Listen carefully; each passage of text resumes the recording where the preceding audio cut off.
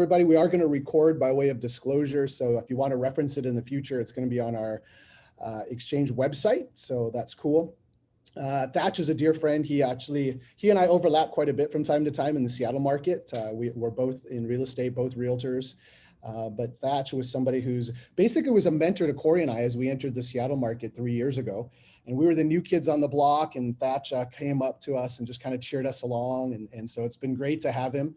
But Thach really in the last 3 years has grown by leaps and bounds. And what's cool about Thach is that not only are you going to get to hear a story that he really started with nothing, came to this country with nothing, shared a bedroom, just kind of really worked hard. And he'll talk about all the doors that he knocked and numbers. But behind all of that, you're going to just catch a guy who's ready to help everybody else. And so that's what's really cool, is that he's taking the time today to just kind of cheer us on at the start of a brand new year. And many of us were setting some goals. Some of us, we may have been a little frustrated by our results last year. And what's great about Thach is that it's not so much about skill set, it's all about mindset. And he's got so much to share on mindset. And I remember the first time Corey and I sat in the audience listening to him at a conference, we're like, man, who's this guy that gets up on stage in sweats and a sweatshirt? What you can't see is Thach is probably in sweats, or maybe he doesn't have pants on. It wouldn't surprise me. There you go. We got sweatpants all day long. And then the funny part is, he pulled up to the conference in his Lamborghini, and I'm like, who commutes in a Lambo? Like, that's just crazy. Ferrari. It was a Ferrari. That was the day after. But behind all the external success is a heart of gold, and a heart of a teacher, and a heart of a mentor. Heart of gold. Yeah, absolutely. So with that, Corey, you want to share anything else, or shall we let Thach kind of take it? Yeah, I just want to thank you, Thach, for jumping on. It's always an honor. And I just like what Kikoa said, as thank you for kind of watching over us when we're entering in the Seattle market and letting us play ball alongside you guys out there and have some fun. So I guess for people who may not know your story, can you just start us off there? Because I know it's an amazing story and it's very inspiring to myself. Yeah. So, you guys, there's no scripts. You're just going to go. I told Corey, right? I like to just go with the flow. I like to speak from life experience. I always say that you don't really teach from words. You teach from life experience. And, I'm 50 years old. I've been in this game for 30 years. So what I'm going to share with you guys is just what I have learned, the good, the bad, the ugly. And then I speak from the heart, you know what I mean? And that's just how I roll. And so to give you guys a little background about myself, I was born in Vietnam in 1970. So I'm 50 years old. My dad worked for the U.S. military at the time. And one day he called home. He says to my mom, pack your bag. We are leaving Vietnam because the communists is taking over South Vietnam in 24 hours. So I'm going to come get you guys, and we got to leave on the plane with the U.S. military. My dad worked as a translator for the U.S. military during the war. And so we got the opportunity to fly out with the military. You see in the PBS show where the last plane fly out, we was on that last plane with a lot of the military. We landed in San Diego, lived in the shelter there at Camp Pennington, because they used Camp Pennington as the shelter for all the refugees that came over. And we lived there for about a month or so. And then we got shipped up to Washington State, and they used Camp Pennington. If you guys in Washington, you guys know Camp Pennington. Fort Lewis. They used Fort Lewis as the other shelter. And we were the first 500 family came up here. And we live with a sponsor in Auburn, Washington. We lived there for like 2 years. My dad got a job as a social worker up near Seattle. And we found a little 2-bedroom, 1-bath house. You guys saw me probably post that once in a while. The house that we used to live in, 2-bedroom, 1-bath for like 8 of us. I have 4 brothers and a sister. I'm the 4th guy on the rank. And I started my life, you guys, just as a refugee kid. We used to be the family that was in the food bank line collecting the big ass block of cheese. You guys know what I'm talking about, where you can knock somebody out one of those damn things. And the big ass bag of basically cereal we can eat for like months, And so I experienced all that, went to school, and used to get teased by people having funny haircuts, wearing, Goodwill clothes and shoes. I experienced all that. And then I went to high school. I graduated in 88. I wasn't super clear on what I wanted to do in my life when I graduated in 88. I was a 3.5 student. In my senior year, I hung out with the wrong crowd. On a side note, environment and who you hang out with, you guys, is a big determining factor how your future is going to turn out. Just so you know, who you hang out, who you become. That's a fact. Okay. And I have hung out with the wrong crowd. I graduated from high school with 2.8 GPA. And I remember my teacher say, "You never be nothing with that damn GPA." You know what I mean? My older two brothers, they're in the aviation business. They're both pilots. And one went through mechanic school, got his license, fixed airplane, and then became a pilot. The other one went straight to pilot. I had no clue what I wanted to do when I graduated from high school. So I followed my two older brother footsteps. I went to fix aviation airplane. And when I graduated in 91, the aviation market was pretty much down. And so at that time, I was working at Safeway, a grocery store. And I was parking car at a Chinese restaurant. And I was working at a body shop, basically from 7 in the morning to like 9 o'clock at night, 3 jobs. And I just graduated from college and nobody was hiring at the time. I lived at my mom and dad's house at the time. And I remember I was parking car at a Chinese restaurant. My friend Linda, who's the daughter of the restaurant, she was working there and she was studying for a real estate license. And I asked her, "What are you doing?" She said, "I'm studying my license." And I was like, "Oh, okay." She said, "You should do real estate. I think you'd be good. You got a good mouthpiece." And I was like, "Really?" And I was like, "Okay." And then I said, "What kind of money we make there?" She said, "Well, I hear you make 7% on a house." And at that time, house was like, 100 grand, you know what I mean? 91, 92. And I'm thinking, damn, I make 30 grand all year at Safeway and at a body shop. If I can sell one house, I make 7,000. If I can sell 5 houses, I can make 45, 50,000. Shit, sign me up. I'm going with school with you. Right? Nobody told me everything in the middle. Shit. And so I got my license, you guys. I was 21 years old. I was the youngest agent ever hired in Washington State. Thank God. I went into this office called Windermere Real Estate. Right? It's a big brand in Seattle. And thank God the broker was super humble and he taught me all the real good basic of real estate, the law, the paperwork, but he didn't teach me how to actually find deals, how to find sellers. And so the first year I learned everything. And then the second and third year, I sat around the office in front of my phone, like waiting for someone to call. And I probably sold like 2 houses a year to my dad's friend. And the worst thing about working with Asian, they want freaking all your commission. Kick back me some money. So you make 3%, you're giving back 1.5%. You ain't really making jack shit at the end of the day. You know what I mean? And so luckily I was living at my mom and dad's house. And I remember in 1994, I met a guy named Mike Ferry.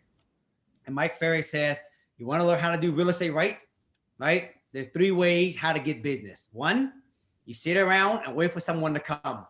Hard to duplicate and replicate the result. Okay. 2, go spend a lot of money on advertising, right? And then it's hard to duplicate that and then be profitable.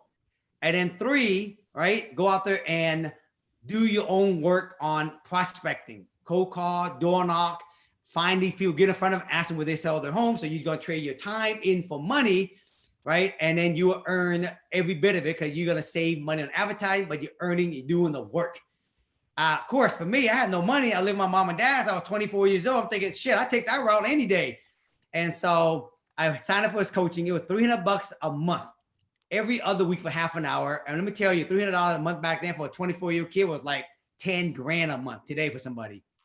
And I signed up and he had me memorize these scripts. And after that, I went door knocking Monday through Friday from 9 o'clock to 1 o'clock, 5 hours a day, 5 days a week for 10 years straight. In the rain, in the snow, in the cold, in the sun. Every day I would door knock on average 11,000 homes a year, which is about 100 doors a day. I had made 100 flyers. And then at the beginning, my wife would drop me off. She took off with the car because if I had the car, I'd probably jump back in the car and drive back to the office. And I door knock 100 doors a day. And that was my way on how to go out there and find seller. If you ever want to be successful in the real estate investment game, I'm going to tell telling you guys shit that you guys probably agree or disagree with me. If you want to find big margin deal, you don't buy them on the MLS and you don't buy through wholesale. If you do and you get a decent deal, it's a fortunate thing. If you want to find consistent deal with big margin, be the wholesaler yourself. Go find who the owner is, go learn how to know what to say to them, and then go and market to them by door, by phone, by mail, by text. Get on a helicopter, fly over the house, jump into the chimney, do what the hell you got to do, get in front of the owner and ask them, when do you plan on selling? And you only door knock and prospect home that are beat up, okay? If you're going to do that consistently every day, you're going to find margin. You know who makes as much money as a flipper? A wholesaler with no risk. And the reason why flippers and investor buy it through them, because they get so busy, want to be the person running the deal, the contract, when really their general contractor run the deal. So if they get their ass out of the way and go out there and find deals, like I got a whole team that does all the work. If I really wanted to feel like I'm busy, I go in there and be telling I'm painting something, nailing something against the wall, so I can say I actually worked for the day. But you know, the real deal is they don't even need me. Okay, Alex, no, because Alex lives in fucking Maui and his fucking team is in LA doing all the work in LA. So really, if you got all the time, what you should be doing if you want to find deals is you want to go and find the owner and get a hold of them and ask them what they sell. Because when you find a good deal, okay, you gonna do less deal with more margin, okay? So what happened for me, I didn't even realize during the whole time I was out doing like 100 doors a day, 5 days a week, for years and years, 11,000, I was practicing scripts and dialogue. I was practicing talking to people. I was practicing learning how to dance with people. I was practicing seeing all the ugly homes when I was out door knocking. I was practicing basically analyzing the market. And I was selling and listing. I was selling about 150 homes a year. And I was making good money. Until one day, my mentor said to me, you can be rich selling a lot of houses, but you'll only be wealthy if you own the houses. Broker are busy collecting and building paychecks. Owner are busy building real estate and creating wealth. That's what he said to me. And I was like, bam.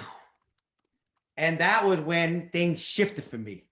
It's a mindset shift, not a tactic shift. The mindset shift was selling real estate is just a taxi to finance my lifestyle and to finance my rental property that I'm going to keep as long-term. Because you can't own a lot of property unless your W-2 says you actually make a lot of money. Because at some point, the bank's gonna go, you got too much liability, you got too much, a loan, you don't bring in enough money to the front door. Yes, you make cash flow, but if the property go vacant, your income don't support more loans. And so I realized I gotta keep cranking in that money to the front door, my earned income, if I wanna own a lot of rental. And so that was when I poured the gasoline and started, how do I make more money through the front door? And I started selling real estate, 150 homes a year. I was making $1 million selling real estate with only me, my wife, and one assistant. So I net a lot of money so I can buy property. I started wholesaling. Then I flip with the purpose to make money to buy rental if it don't fit a idea rental property. So I had standard. If it fit this as a criteria as a rental, I'm fixing it and I'm holding it. If it don't fit that, then I fix it and I sell it and I stash my money until I find a better rental.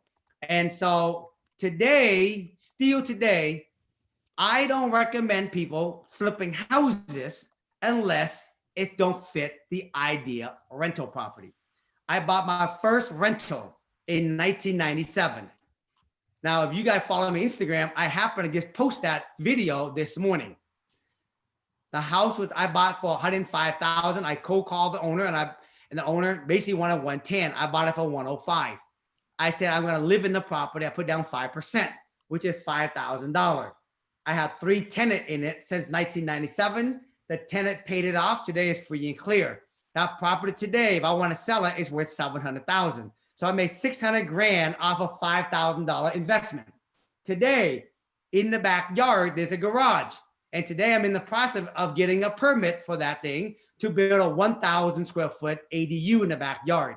The ADU gonna cost me $200,000, and conservatively, that thing is gonna be worth $600,000. And I can, if I have a mortgage on it for $200,000, that's only gonna be less than $1,000. I can rent that ADU for $2,500. That means I'm gonna easily make close to $2,000, plus my house in the front making $3,500. I'm gonna make $5,500 a month on that property, and I got $1 million in profit. 600 on the front house, 400 on the ADU in the back. I bought this property 23 years ago, and I still own it today. It's my first property. Okay. The thing is, that property fit the idea of rental back then, so that's why I kept it. My first property I bought was when I was 27 years old. If you want to see your property free and clear, it takes 30 years to get a property paid off if you just let the tenant pay for it. So if you buy a property today, folks, and take you 20, 30 years, you won't see the full potential of the cash flow. So that's why nobody want to own rental, because nobody want to get rich slow. They all want to do the quick, fast, I want the money now. And then when they're 50 years old, they're still running on the treadmill, and they have to go to work because they got no income, and then they bitch and whine when they're 50 because they can't get off the treadmill because they didn't set themselves up when they were younger. So Jamal, you're young. Learn to know when is a flip, and you flip it. When it's a property that you're gonna keep, you keep it, because the sooner you can keep it, the sooner you can get it paid off, and the sooner you can see the rental property. When you're young, your runway is this long to buy and get it paid off. When you're old, your runway shrink. So it takes some time to buy and get it paid off.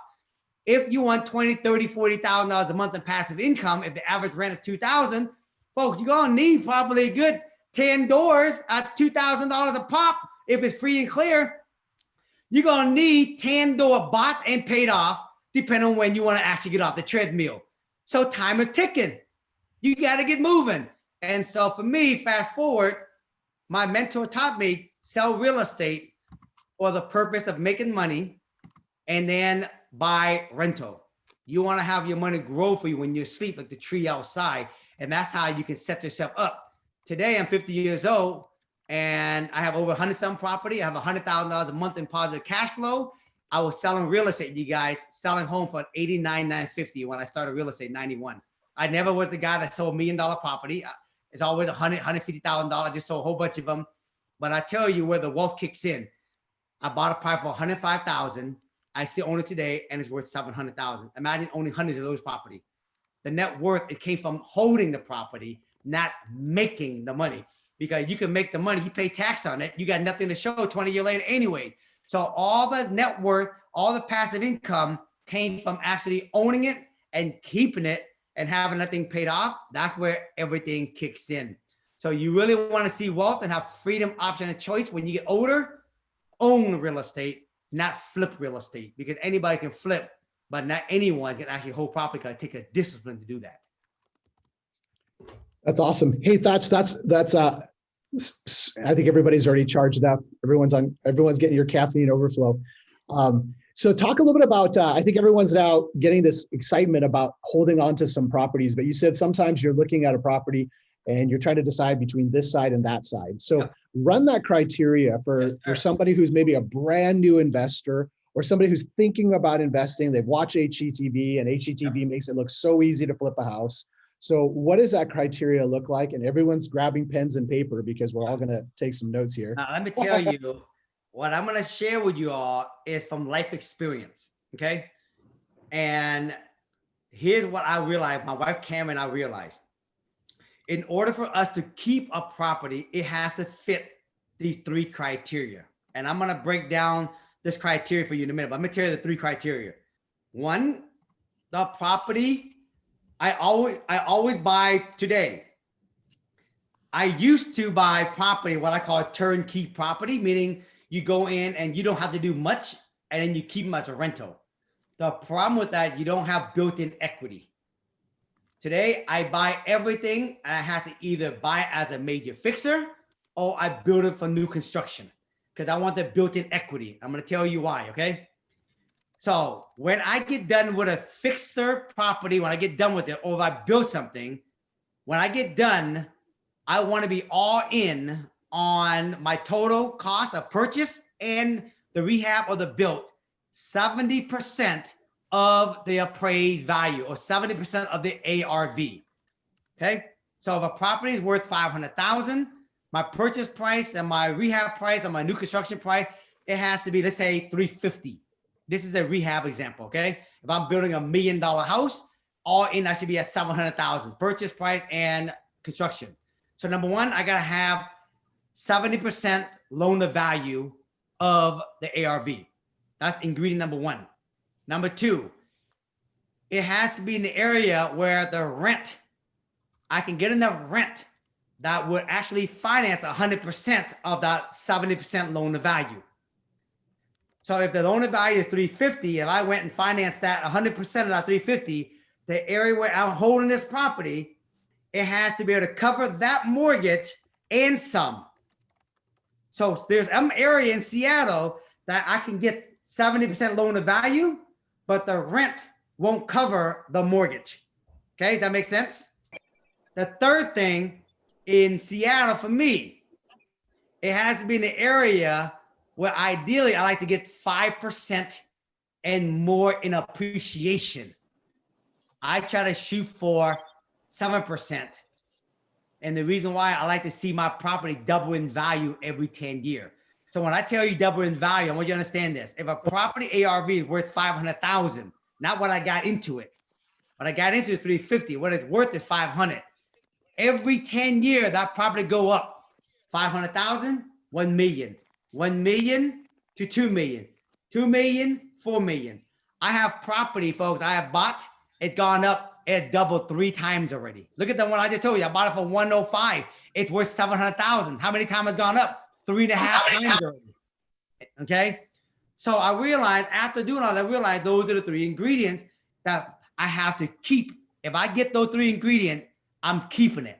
Now let me break down the 70%. This is where people on Instagram get totally confused. Like, how do you go and find a fixer-upper and get 30%? You can never find a fixer-upper to give 30%. What are you doing, robbing an old lady? No. So let me give you an example. What I look for is fixer, because if I buy a fixer, I'm already buying something where I can add value. So if I can add value, I'm going to help increase my chances of getting 30% equity in the property. Okay. Number 2, when I look at a property, or if I go find property, there's certain property that I can actually buy where I can create value on top as a fixer.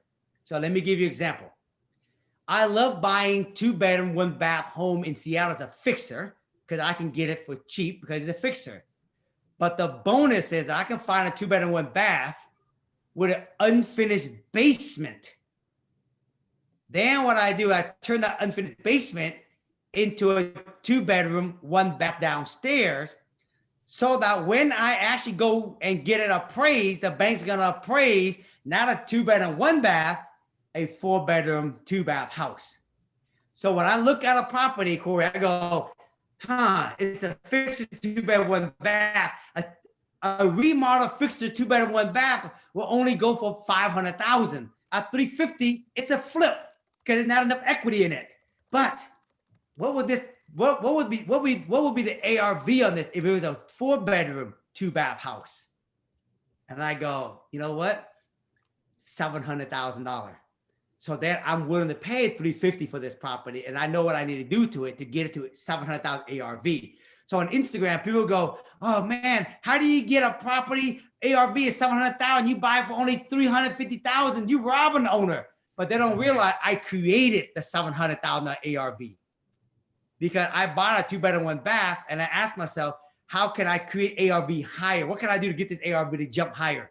So in Seattle, I love buying home with unfinished basement. Now, I understand in Hawaii, I understand in California, there's no basement. And so this is what I do if I was in California. I will look for property 2-bedroom, 1-bath, for example, right? Or 3-bedroom, 1-bath. right? And I go, oh, if this is a fixer, 3-bedroom, 1 bath, what would it sell for? Again, if you do that, most of the time, there's only enough margin to flip. But when Alex showed his property out in California, if I was like in those shoes, I was like, first of all, it started with this. If you really want a whole rental, you start thinking like a long-term investor thinker. If you are an investor that think turn, you walk in and your lenses, all you see is, how can I turn this deal, flip it, and make quick money? I always go into every property with the lens on, how can I actually keep this as a rental property? What can I do to create value where I can get 30% equity? And so in California, what I would do is, if I bought a 3-bedroom bath, I would ask myself, how can I create a 4-bedroom, 2-bath house? And I would be thinking, can I knock one side of this wall out and add a master bedroom and a bath? Can I turn this carport that's attached to the house into a master suite and a bath? Now I got a 4-bedroom, 2-bath. Can I turn the detached garage in the backyard into an ADU and make that into a 1-bedroom, 2-bath, or 2-bedroom, 1 bath? So when the bank appraised the whole thing, it causes the whole entire thing to rises in ARV higher. And now I got a value that is 30%. And so at the end of the day, here's what I'm saying. In order for me to keep a property, I got to have 30% equity in every property, and I create the value of that. It has to be an area where the rent's high enough. So if I finance the 70% loan to value, purchase and cost, if I finance 100% of that and left the 30% equity in it, I'm going to be able to get cash flow if it's in the right area. And I want it to be an area where I get 5% appreciation more. And that's, if I hit all 3-7, bing, bing, bing, it's a keeper. That's how I know it's a keeper or it's a flip right off the bat. That's awesome.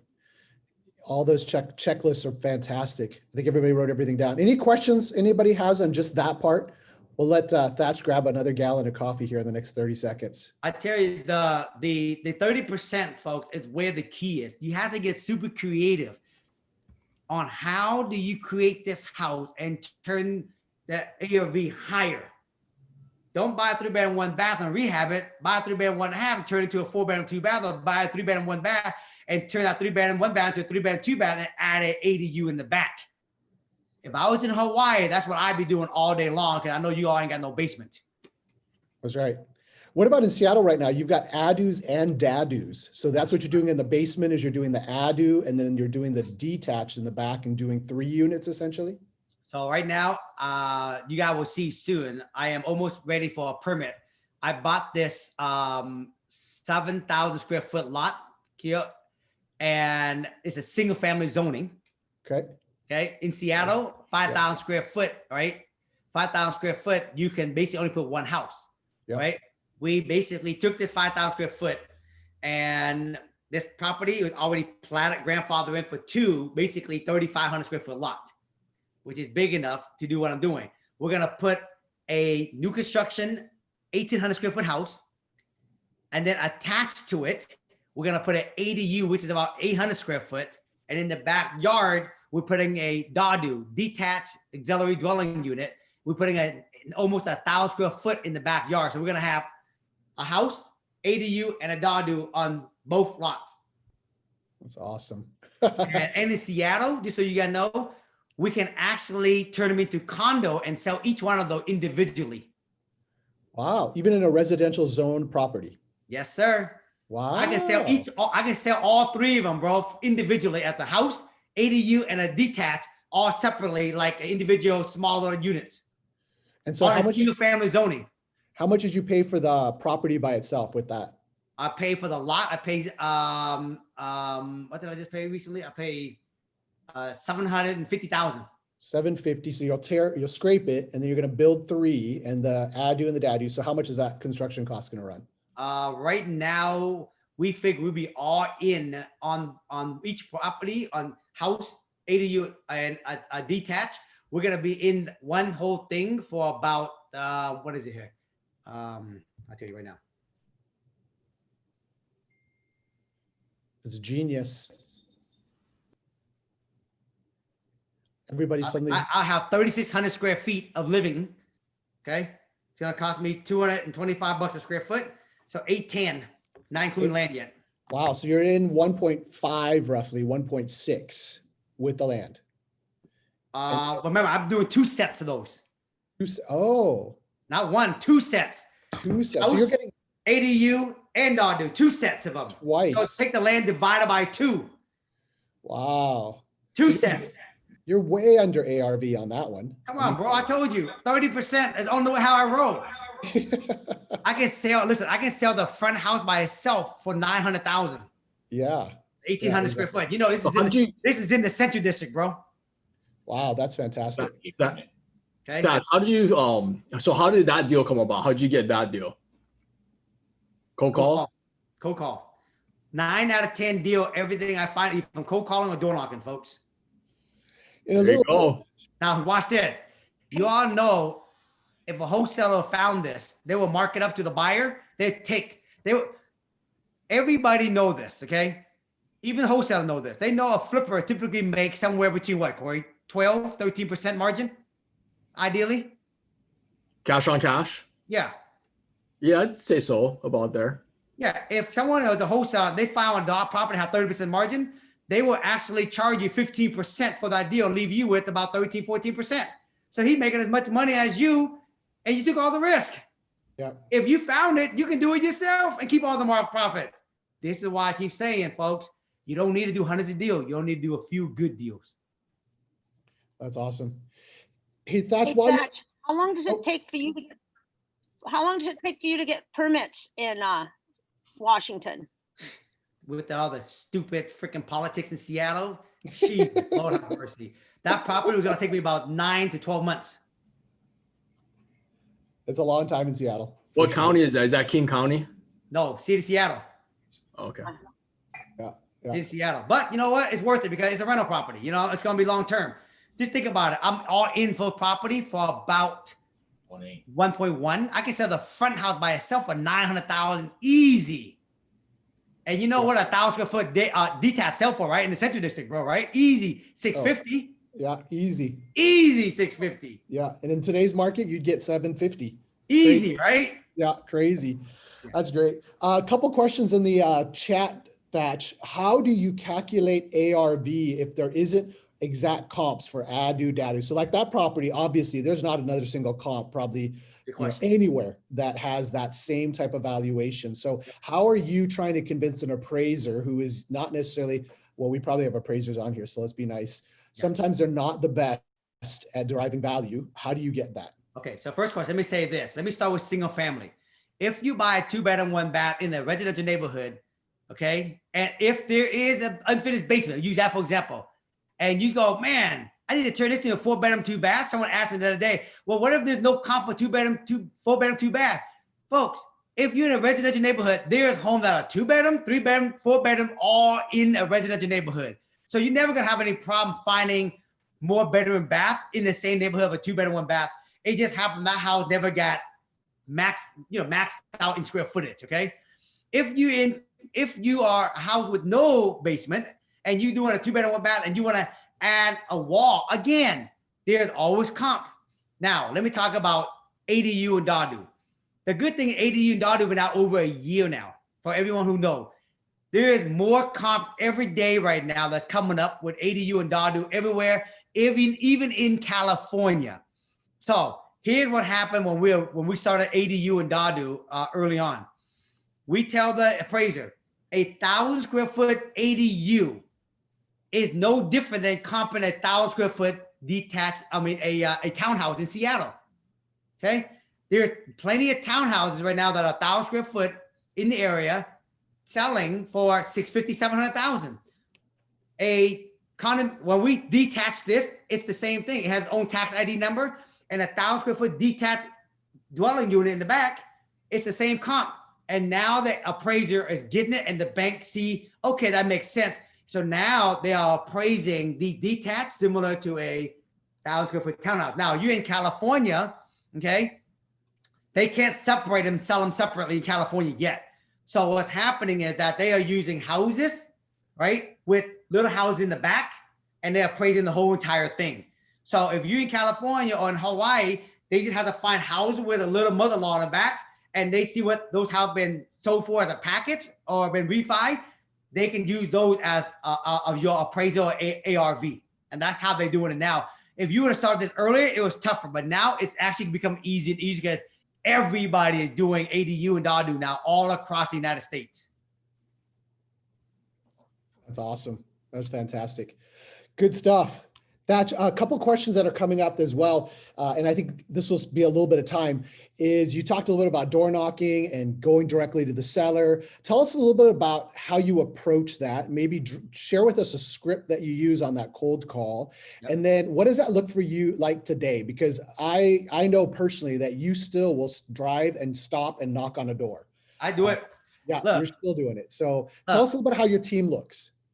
I have me, my wife, she runs the shop, and then my Lorenz. Lorenz is my social media person. Does all my videos, all the videos you guys see me post on Instagram. Right, he does all that, and then he also goes door knocking with me. So that's it. That's my whole entire team. Okay, I work out of my house, right, and I have no overhead. And then basically, look, I'm already retired, folks. I don't even need to do. I don't even need to even buy any more property.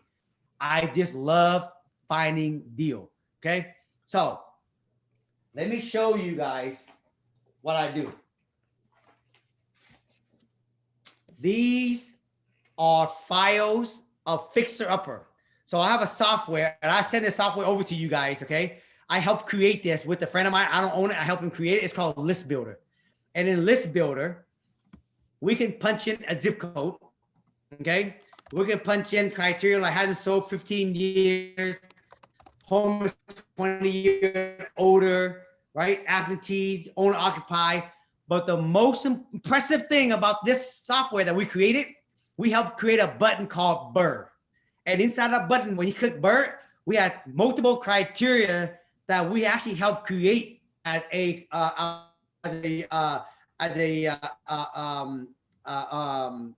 criteria where when you push that button, it will find all the property that are potentially fixer that has close to 30% equity in the property. So you never ever have to go search.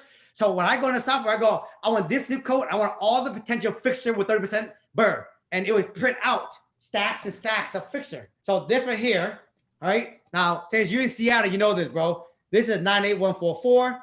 This is 98118. This is 981122. These are all fixer. This is one file, right, of 9814 in one section.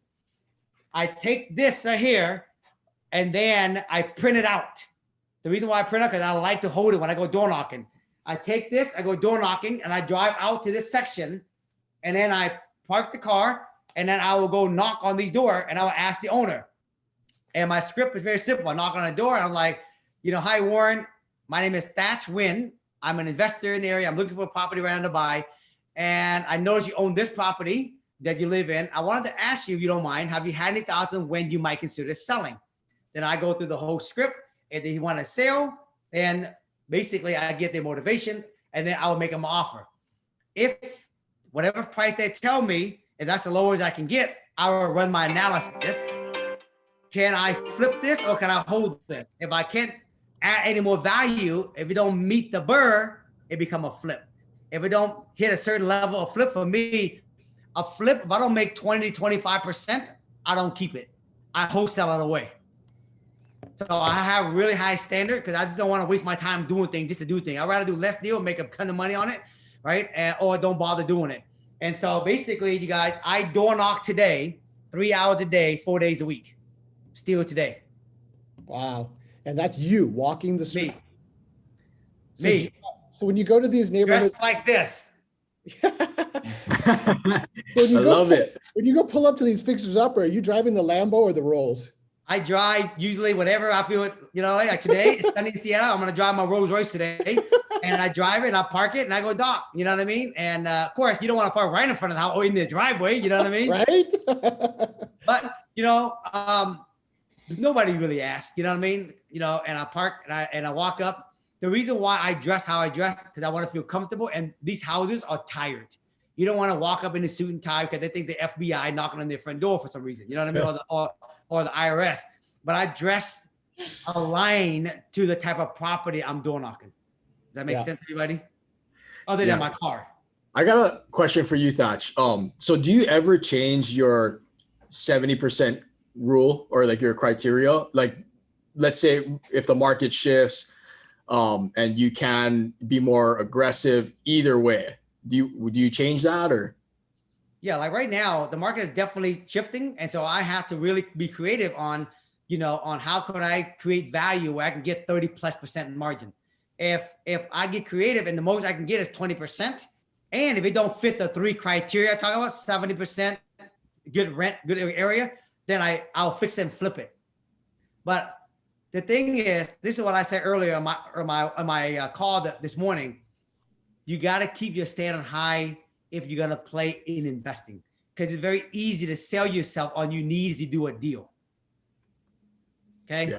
It's very easy to sell yourself that you need to do a deal because I'm an investor. I need to do the deal. I got to keep myself busy.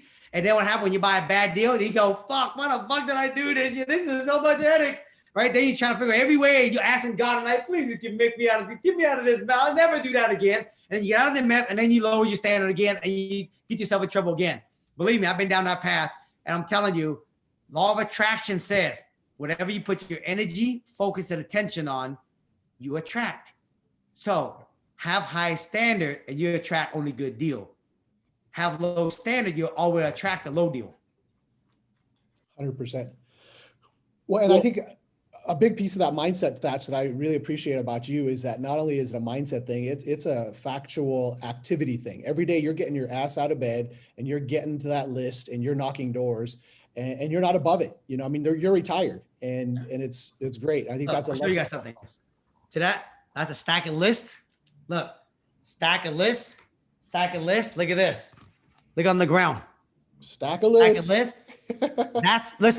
That's my tickler file. Yeah. So so Thach, just for fun. So you're knocking on the door and somebody tells you, no, I'm not interested in selling at all. What do you say? I said, great. How long have you owned this property? 5 years. 5 years. Fantastic. Now, where did you move from before you bought this? Los Angeles. Los Angeles. That's awesome. How'd you happen to pick this neighborhood back to move here? I saw a Rolls Royce down the street parked behind the tree. Oh yeah. I get that. Let me ask you, have you ever thought if you were to move again, where would you go next? I might move the neighborhood over. I heard the school's better. Yeah, that's for sure. What do you think that might be if you had an opportunity to do that? If we had a choice, my kids are growing quick, so maybe in about 2 to 5 years, but I don't think we can afford that neighborhood. Right. Well, if you got a good price for your property as is without doing anything and you could afford it, would you sell it sooner and make the move sooner? If I can afford it, absolutely. Yeah. Well, here's what I don't mind doing. I don't mind basically coming inside, take a look at your property. After I take a look, I can tell you a realistic idea what I think this property sells for as is. And then after that, you can decide if it's worth it for you. Would that be okay? Yeah, but I've got a friend who's a realtor. And I think that if I ever was to sell it, I've got to use them. I don't blame you, right? I don't blame you. But if you can sell your property without paying a commission and net more money without using them, would that pose a problem? I don't have to pay a commission? No, if you sell it to me, you don't have to pay no commission. It's just easy. And as is, you don't have to fix anything. Leave it as is. And if you don't want anything in the property, just leave it. I'll take care of it for you. Well, so who's going to represent me then? Your friend can represent you. You can pay him you like, but if you sell it to me, you don't have to pay me anything like you would if you went on the market. And you don't have to go through appraisal because I'm going to pay cash for the property. I make it easy for you to move next door and get your top dollar. Well, write me a check right now. We're done. Come on, baby. Let's do this shit. Nice job, Thach. Woohoo. That's doors if you do 100 of those a day, trust me, let me say this, you can't convince someone if they don't want to sell. But if someone want to sell and you know your scripts and dialogue and you got the swag and you got the personality, right? And you know what the hell you're talking about, you will get them. The key is you got to talk to enough people and you got to have good skills and you got to believe you can find them. Corey, go ahead. Yeah, no, I was just saying that is doors and doors of experience, that you can just, and the more doors you knock, like the more comfortable you get, and then the more genuine you sound, right? So it gets easier, right? Because I started outdoor knocking too, and I only did it for a year. So 10 years to this day, I mean, that means like no one can ever. I started door knocking in 1994 until today. Yeah. Okay. Shit, I've been door knocking. Look at my knuckles still. You know what I mean? Did you guys see my post the other day Instagram while I was door knocking, and all of a sudden I walk up to the door and this big ass pit bull come running to the window, and then the owner, they had a screen door, and the owner opened the door, and the dog basically he was pounding his head on the screen door. And then I had to pull out one of my veteran moves. And the owner didn't know I had my foot against the screen door as I'm talking to her, right? And Lorraine took a picture of it. I didn't even know. Lorraine took a picture of it, and I had my foot against the door as I'm talking to her, and the dog is beating on the door, right? And I call that right there, you guys, life experience. Well, I got one more question for you, but I actually have to, unfortunately, like I wish I didn't have to right now, but I have to jump off in about 5 minutes for a podcast. But thank you so much again for giving us your time, and I wish I'm going to watch the recording for the rest of this. But like, okay, given all that and all of your success, and you're basically retired, why? Like, why are you still rolling? Yeah. So when I was coming up and I was broke, I didn't have the money. And Charles Zettler was the gentleman that actually sponsored my family to come live with him in his house for 2 years. And then when we got to Seattle, right, and then saw my mentor help me and Cameron realize selling real estate is one thing, but owning real estate is another thing. And as I was coming up this ladder doing this, I had one friend ask me, can you help me? Another friend helped me. And then the biggest thing, Corey, my dad was a social worker when he came to the United States, and he helped a lot of family. And he didn't have a really rich lifestyle at all. I was actually helping my dad toward the end of his life. And then my dad, this was the tipping point. My dad found out he had cancer. I still remember from this day. He called and he says, can you come over to the house, but leave your wife Cam at home? I want to talk to you privately. I get to the house, you gotta walk in, my mom and dad on the sofa with this really sad face. And I asked, what's the matter? And he showed me this piece of paper, and they said he had cancer. And at that moment right there, I had about $6 million, all right, already built up. And I told my dad, I was praying to God, right? I will use all $6 million to help save my dad so he can live. And at that time, I realized all that money in the world, I couldn't save my dad. He passed away like 6 months later from cancer. When he passed away, here was the tipping point. In my culture, Vietnamese culture, they have a lot of people they call them spiritual people. You know what I mean? And this spiritual person came through, and I asked the spiritual person, why did you guys take my dad so early? He's only 67 years old. And the spiritual person says, your dad, from the time he was in Vietnam until today, he have helped a lot of people, but your dad is 67 years old now, and he's getting old, and he has cancer, and it's time for him to leave, because if you leave now, he can pass the baton to you, and then you can go make a bigger impact in the world. And so he's leaving early so he can give you the baton so you can do his work and go make a difference. In that moment when that happened, I realized my big cause in the world now is to inspire and empower billions of people to reach for their goals and dream, and see that anything is possible by me just going out there and just chasing after my own goals and dream and just sharing what I'm doing in the world. And by me sharing, I hope to inspire 1 billion people before I pass the baton to somebody else. So today, that is why I do what I do. It's not for the money, but I got 1 billion lives to touch. And that's why I do what I do today. Well, Thach, you're a true inspiration to myself, honestly. And I love you, man. And I'm going to log off, but you guys take care. And please talk about this right here before you jump off. Yes. Okay. Yes. Thank you, guys. Thanks, Thach. My brother. Aloha, brother. All right, Thach, tell us a little bit about the shirt and the saying. Some of us have heard it, but it's cool. It's exciting, and it's a mindset. Yeah. Let me read this to you.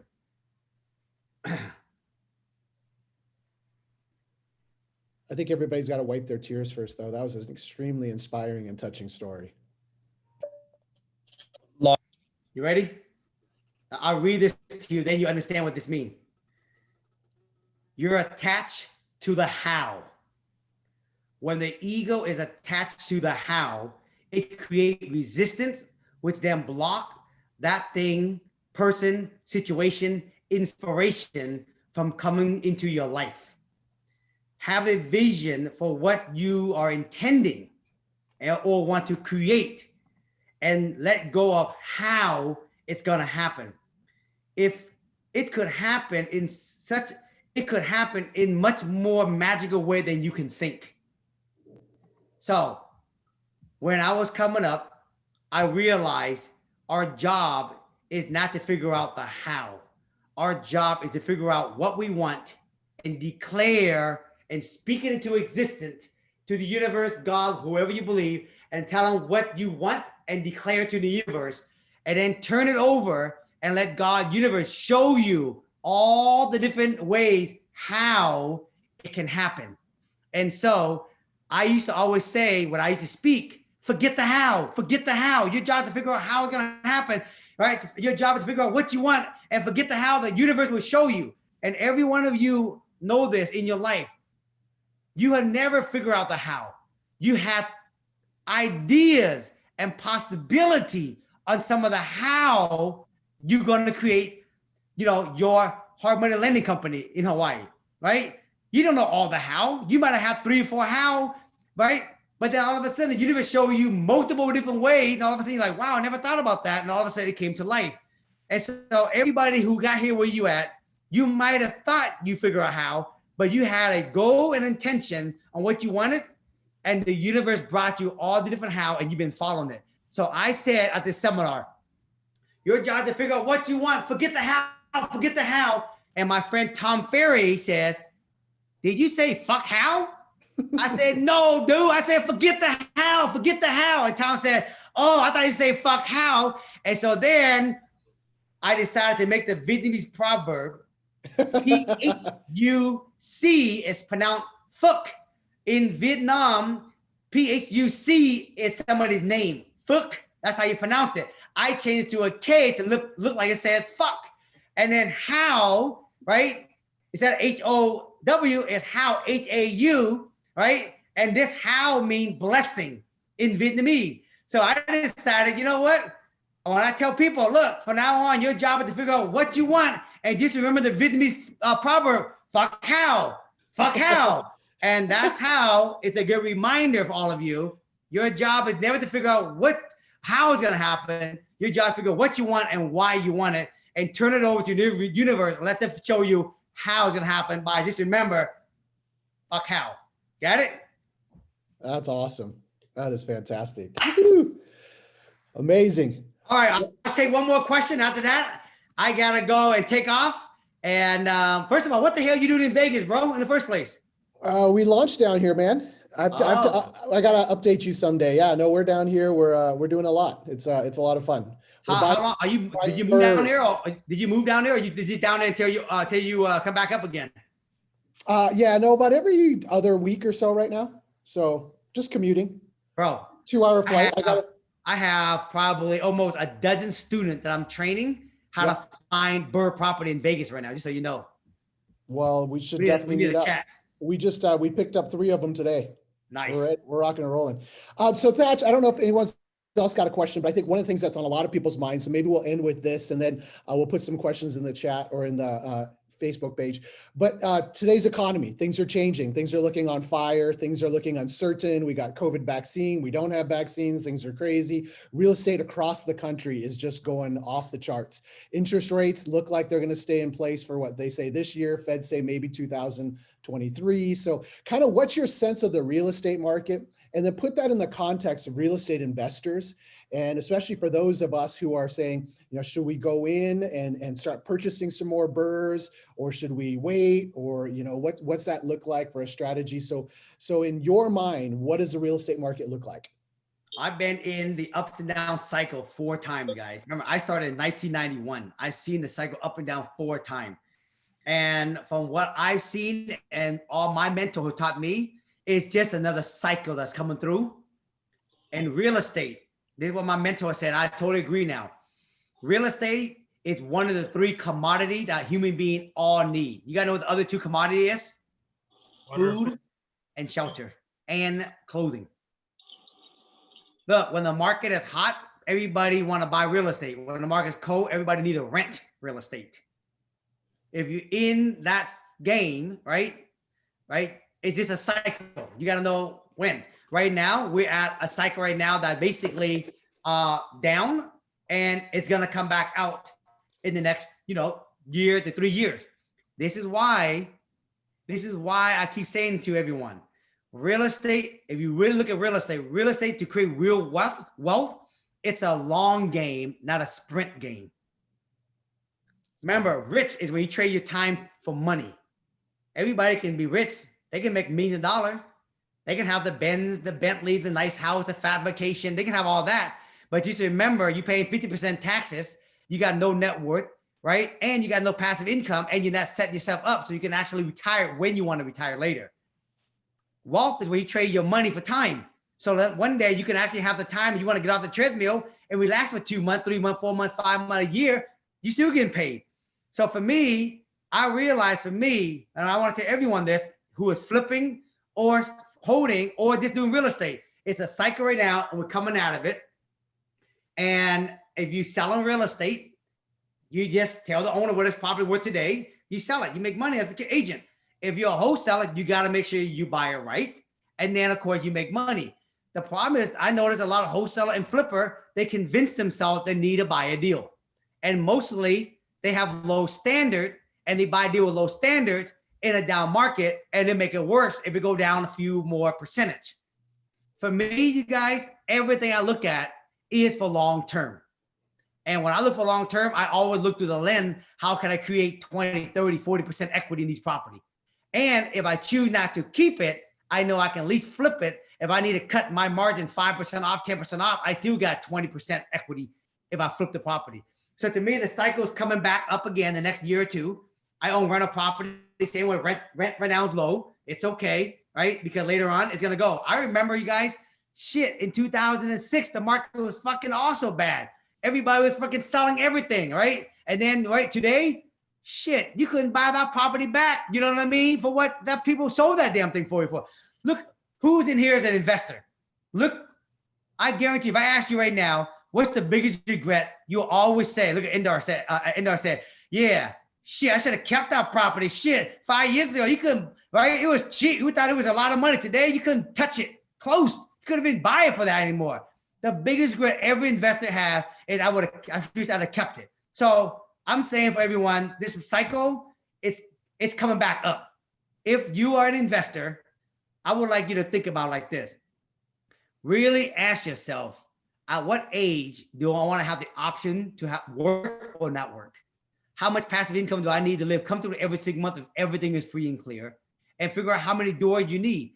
And then you, with that lens, now go out there and find property. Because with that lens, you will always attract bigger margin because like attract like, law of attraction. And if it fit everything, you start to keep it. Who cares if the market go down? If you don't sell, it doesn't make no difference. You only get hurt when you got to sell the property. And you only have to sell if you have no reserves. The problem, most flippers never have no reserve. They live paycheck to paycheck, also flippers. That's a fact. So if you're in investing, if you play the long game, you always find deal for the long game. And if worst case, you don't want it, you got a long game margin that you can flip in the now. That's what I'm going to tell you guys. That's awesome. And I know you got to get going. One final suggestion from somebody in the chat is that you got to create a ringtone that says, get going, as a alarm clock. Get your motherfucking ass and get going. Create that ringtone and that'll be your other passive income. But Thach, we appreciate you. We love you. You're amazing. All of us that are on here, be sure to follow Thach on social. He's extremely inspiring, very informative. He has some coaching programs amazing as well. If you want to follow him and get some mentoring there, he's great. But Thach, appreciate you taking the time. You're incredible. And keep doing what you're doing, man. You inspire us all. I appreciate it. And Alex, Indar, I'll be in Maui. I'm going to Maui on February 14th. I know Sasha's on here. and I'll be out there for a month. I just came back from Newport Beach, you guys. Lived down there for 2 months. Just got back 3 weeks ago. And then February 14th, I'm taking off. I'm going to go down to Maui. We're going to live down there for a month. This is what owning long-term wealth can do for you folks, okay? That's the reason why I keep telling you guys, hold real estate so you have the freedom, option, choice when you get older to do what you want to do, when you want to do it, who you want to do it with. So hopefully, Alex, I see you in Maui. And maybe you fly over to Maui. We can see you also. And Sasha, we'll see you down there soon. So you guys have an awesome day. Dream big. Anything is possible. Peace out. Thanks, Thach. Take care. Woohoo! Right on, everybody. Thanks for joining us this Friday. If you've got additional, we're going to post this recording on our Facebook page. If you want to watch it again, we'll have that up here shortly. But thanks for tuning in. Next week, we'll be back on same time. But have a great week, everybody, and keep dreaming big. We'll catch you all later. Thank you, guys.